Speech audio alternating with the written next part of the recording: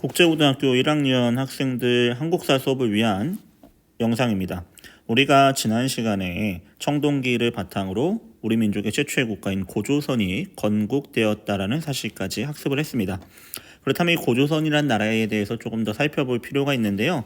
고조선은 우리 민족의 역사에서 최초의 국가였고요. 이 고조선을 건국한 사람은 바로 단군 왕검으로 알려져 있습니다.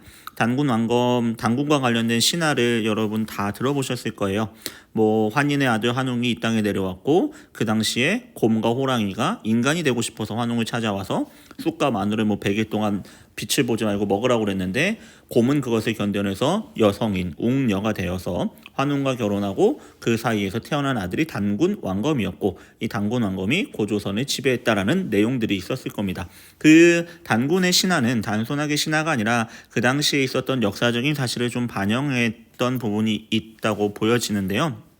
이 단군 왕검이라는 이름이 가지고 있는 뜻은요. 단군은 그 당시에 통용되던 제사장, 즉 하늘의 제사를 지내는 종교적인 지배자의 호칭이었고요. 왕검은 정치적인 지배자를 부르는 단어였습니다. 즉 단군 왕검이란 이름 자체에는 그 당시에 제사장과 정치적 지배자의 역할이 일치한다라는 재정일치의 지배자라는 것들을 보여준다라는 거죠. 그 호칭 속에는 이 단군이 고조선을 건국했고 고조선을 통치했고요. 그러면서 중국과 계속해서 세력을 겨루면서 성장을 해갔고요. 그런 이 고조선에게 중요한 변화가 있었던 시점은 바로 기원전 194년이에요. 194년에 위만이라는 사람이 이 중국으로부터 고조선으로 다시 들어오게 되는데요. 이 위만의 출신에 대해서는 두 가지 설이 있어요. 처음 고조선 사람이었는데 중국에 갔다가 다시 고조선으로 왔다라는 설이 있고 하나는 처음부터 중국 사람이다 라는 설이 있는데 우리 학계에서는 위만 같은 경우는 고조선에 살던 사람이 이제 중국에 갔다가 다시 이제 고조선으로 돌아왔다라는 설이 조금 더 많은 지지를 받고 있긴 하죠. 어쨌든 위만이 고조선으로 돌아와서 그 당시 고조선의 왕이었던 준왕에게 고조선의 서쪽은 이제 중국과 경계를 하고 있는 쪽이거든요. 그 지역의 방어를 위해서 군사들을 좀 달라. 내가 거기에 국경 방어를 하겠다라고 준왕을 설득했고요. 준왕이 내어준 군사를 가지고 오히려 준왕을 내쫓고 왕자리를 차지하는 이러한 일이 기원전 194년에 벌어지게 됩니다. 이때부터 이제 위만이 고조선의 지배자가 되면서 고조선에 큰 변화가 있게 되죠. 이 위만이 고조선의 지배자가 된 이후부터는요, 본격적으로 중국의 철기 문화 같은 것들을 수용하게 됐고요. 그리고 중개무역을 통해서 경제가 성장했다고 하는데요. 그 당시 이제 이거는 고조선이 멸망한 이후에 등장했던 여러 나라들의 지도인데, 고조선은 이 한반도 북부 만주에 걸쳐 있었는데, 이 고조선 말고 이 남쪽, 한반도 남쪽 지역에는 지인국이라는 여러 소국들이 있었거든요. 이 진국과 그리고 중국에는 여기에는 한이라는 나라가 있었어요.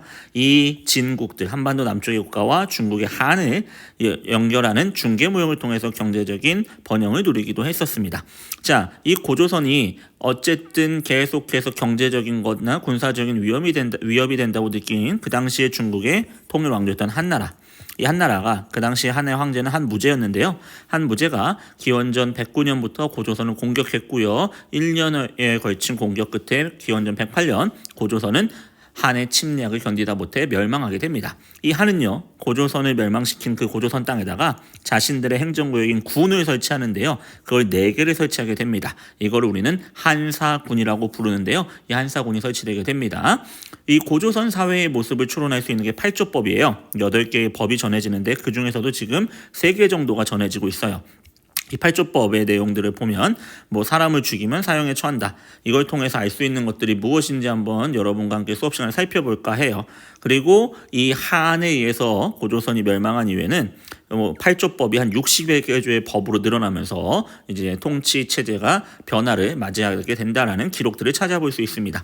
어쨌든 이렇게 우리나라 최초의 청동기를 기반으로 한 고조선이 멸망하게 될 즈음 우리나라에서도 이제 청동기를 지나서 철기 문화가 보급되기 시작하는데요. 기원전 약 5세기경부터 우리나라에도 철제 무기나 철제 농기구가 사용되는 철기 문화가 보급되기 시작하고 발달합니다.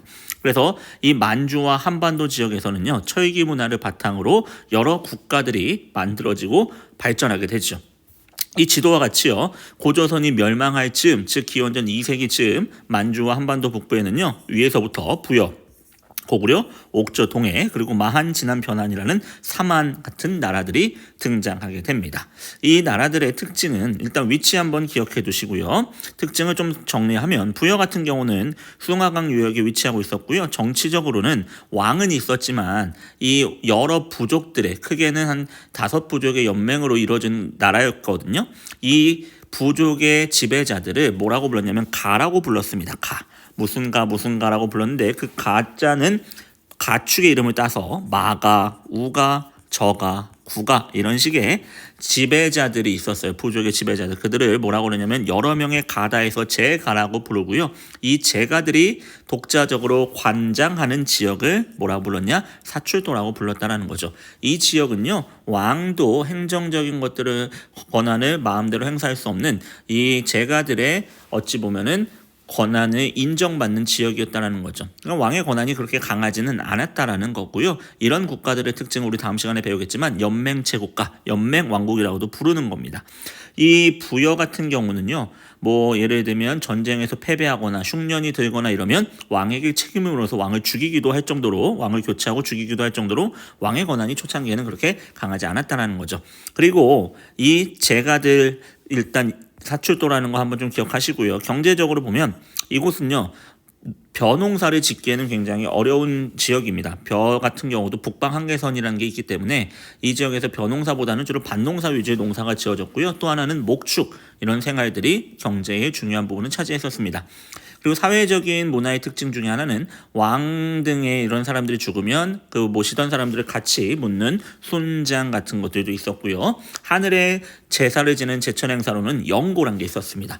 부여의 제천 행사, 부영고 뭐 이런 식으로 외우시면 머릿속에 좀 더 남지 않을까 싶습니다. 그리고 이 부여에서 주몽이라고 하는 세력이 이제 나와서 고구려라는 나라를 건국하게 되죠. 졸본 지역이라고 해서요. 뭐 주몽의 신화도 여러분 다 아실 거예요. 뭐 아래서 태어났고 부여에서 다른 형제들의 미움과 시기를 받다가 부여를 탈출해서 고구려를 건국하게 되는 그 주몽의 설화도 있죠. 어쨌든 이 고구려도요. 초창기에는 부여와 굉장히 비슷한 정치 형태를 띠게 됩니다. 5개의 부족이 연맹을 이뤄서 연맹 왕국을 이루게 되고요. 왕은 있어요. 이제 주몽이 속한 부족이 왕을 배출하는 거고 나머지 이제 부족들은 그 이제 연맹 구성을 하게 됐던 거고요. 여기 역시도 목축과 주로 또 하나는 정복 활동을 통해서 경제적인 것들을 이뤄나갑니다. 아무래도 척박해요. 척박하다 보니까 그 주변에 있는 옥저라든지 동해 같은 곳을 약탈하고 정복하면서 이 경제적인 것들을 꾸려나갔고요. 고구려 사회의 특징적인 모습 중에 하나가 바로 서옥제라는 건데요. 이거는 여러분이 혹시 이런 말은 들어보셨을 수도 있어요. 대릴사위제라고도 부르는데요. 남자가 결혼을 약속한 여성의 집에 가서 서옥이라는 별채를 짓고 거기서 일을 해주는 거죠. 노동력을 제공해주고 그리고 아이가 태어나서 아이가 어느 정도 크면 이 여성과 아이를 데리고 남자 집으로 데리고 오는 이 풍습이 바로 서옥제입니다. 이러한 것들이 나왔던 이유는 뭘까요?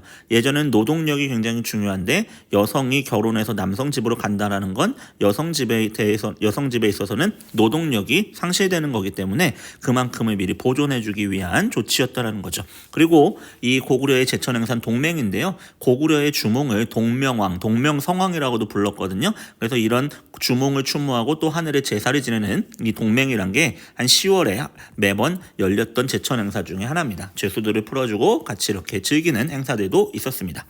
자, 그 다음에 이제 동해안 근처에 있었던 함경도 근처에 있었던 옥저와 강원도 근처에 있었던 동해 같은 경우는요. 둘 다 왕이라는 존재가 없어요. 대신 읍군 또는 삼노라고 불리던 존재들이 정치적인 지배자의 역할을 수행했었습니다. 옥저 같은 경우는 소금과 해산물이 풍부했고요. 옥저의 사회 풍습 중에 특징적인 거는 일단 민며느리제라는 게 있거든요. 이건 서옥제와는 좀 반대되는 개념이라고 생각하시면 되는데요. 결혼을 약속하고요. 이 여자가 어릴 때 어린 여성이 이제 남자 집에 와서 이제 그 남자 집에 노동력을 제공하는 거죠. 그 대가로 남성 집안에서는 여성 집안에다가 이제 여러 가지 물품들을 주는 겁니다. 노동력과 관련이 있는 결혼 풍습들이 과거에는 많이 있었던 거죠. 그리고 가족 공동묘는 뭐냐면 이 말 그대로 가족들의 시신을 이제 가매장했다가 나중에 뭐 합쳐서 이렇게 매장하는 방식의 무덤을 또 만들기도 했었습니다.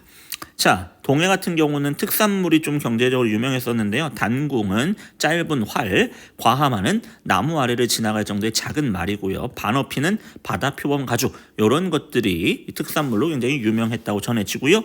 이 동해 같은 경우의 특징적인 사회의 모습은 책화는 뭐냐면요. 각각 부족의 경계가 엄격하게 있었거든요. 그래서 이 부족의 경계를 침략하면, 다른 부족이 침략하면 소나 말이나 노비 같은 것들로 배상해서 책임을 물었던 게 책화고요. 조계호는 자기 부족이 아닌 다른 부족 또는 다른 시족과 결혼하는 겁니다. 그래서 이런 조계혼이나 책화 같은 풍습이 있었고요. 동해 같은 경우도 무천이라는 제천 행사가 있었다고 전해지죠. 마지막 한반도 남쪽에 있었던 사마는요. 마한 지난 변화를 의미하는 새 한국을 말하는 거고요. 만에는 54개, 변환과 진안에는 각각 12개의 소국이 있었다고 전해져요. 여기 역시도 왕이라고 불리던 존재는 없었고요. 신지 또는 읍차라고 불리던 이 정치적인 지배자가 있었다고 전해집니다. 그리고 아무래도 이 남부 지역이다 보니까 벼농사가 굉장히 잘 됐었고요.